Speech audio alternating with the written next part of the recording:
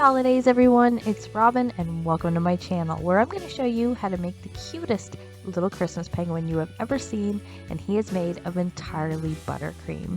He's just so simple and fun. You're definitely going to want him at the top of your baking list. So let me show you how it's done. Let's get into it.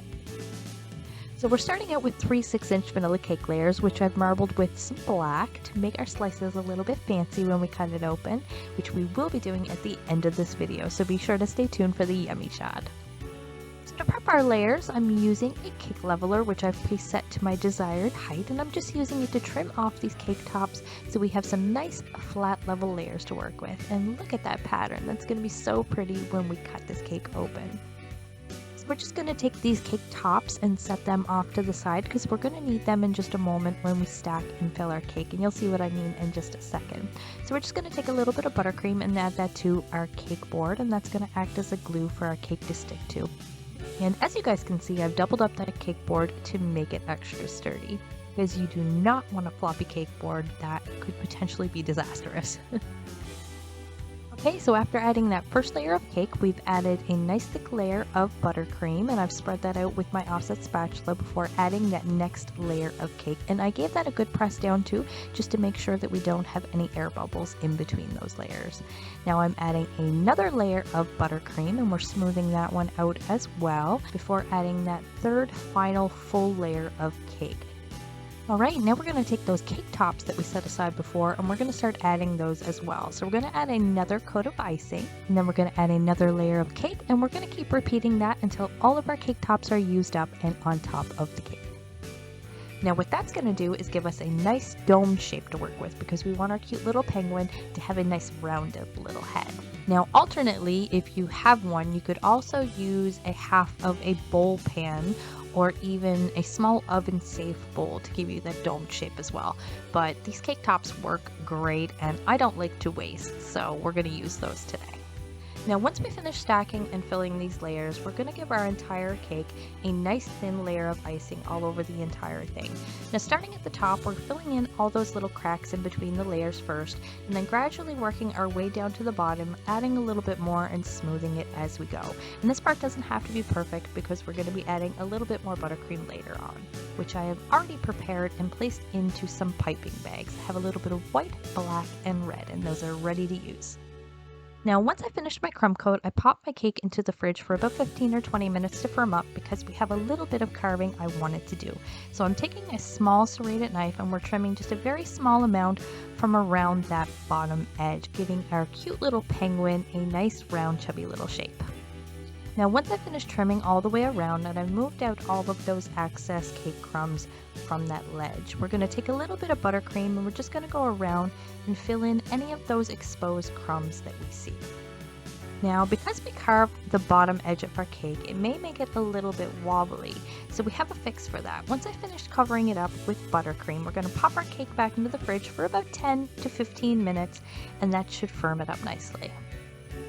So once our cake has been chilled, it's time to mark off our pattern. So taking a veining tool, I'm just marking off a line, and this is what we're going to use to follow to separate the black and the white buttercream.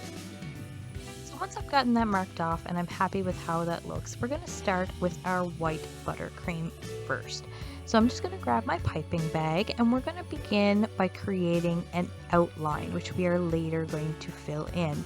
Now this part doesn't have to be perfect as well because we are going to go around it and clean up that edge before we start the black buttercream. Okay, so now that we finished the outline, we're just going to fill this in very carefully, and then I'm going to take a small flexible plastic smoother and we are going to try to get this nice and smooth and clean. Now, I know I talk about these a lot, but they are a game changer, so I have to brag because they really do work so well with buttercream.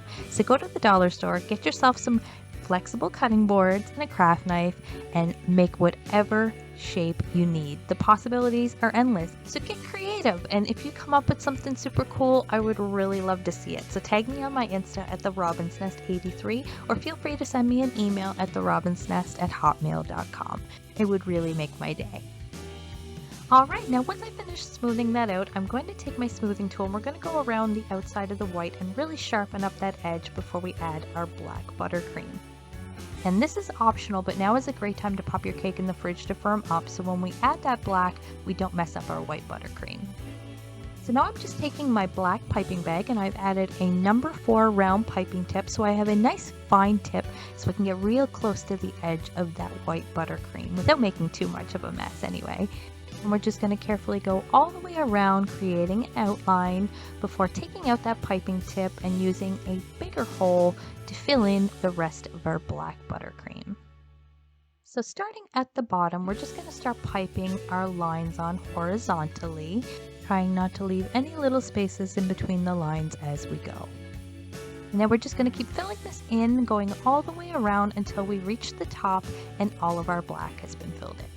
Now, one thing I like to make people aware of, for those who don't know, it does take quite a lot of gel food color to make black buttercream. So a very, very helpful tip I do find is to start with a chocolate base first and work from there, because you're going to need a lot less gel food color and you're going to end up with a much tastier buttercream.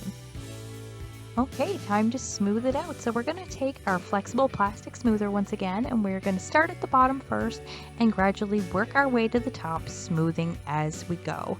Now once you get really close to that white, it gets a little bit trickier and you want to be really careful.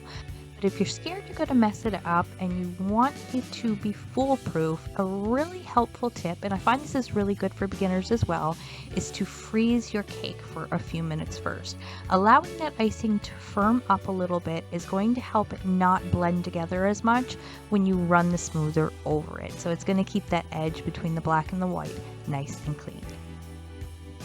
So once we finished smoothing out our cake and cleaning up our cake board, it's time to make him a little bit more festive and give him a little Santa hat. So I've taken my piping bag full of red icing and I've created a border first where the hat is going to sit, and then I'm gradually filling it in all the way to the top. Now I actually want the hat to sit just a little bit taller than that, so we're going to take our icing and build it up ever so slightly. Now I'm going to take my smoother and we're going to smooth out all those lines and make it look nice and clean.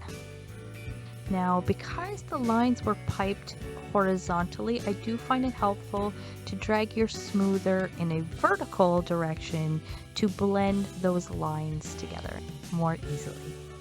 So we're just going to keep going around and around with our smoother until we're satisfied with how that looks, and then we're going to grab our piping bag once again and finish off the top of the hat. So I want his hat to look a little bit longer and have that flip to the front like Santa's hat does. So to create that effect, we're going to take our buttercream and we're going to build it up, and then we're going to blend it in on one side. So I'm going to take my smoother and we're just going to smooth the whole thing out, and then very carefully we're going to push it down and blend it in to the base of the hat to make it all look like one uniform piece. So once we have that all smoothed out, we're going to leave our hat alone for just a few minutes and we're going to give that a chance to set, because I almost forgot. Our little penguin is still a bird and he needs some wings. So I've piped some wings onto the side and I've used my smoother to smooth them out and blend them in. And now with those finished, we can start working on the hat again. So switching over to our white piping bag, I've cut the tip out of it to create a nice round opening. Now you can use a larger round piping tip, but I don't find that to be necessary. This works really well too. And so we're just going to pipe little dollops of icing all the way around the edge, creating a furry looking cuff around the edge of the hat. And we're also going to give it a fuzzy little pom-pom on the end of the hat too.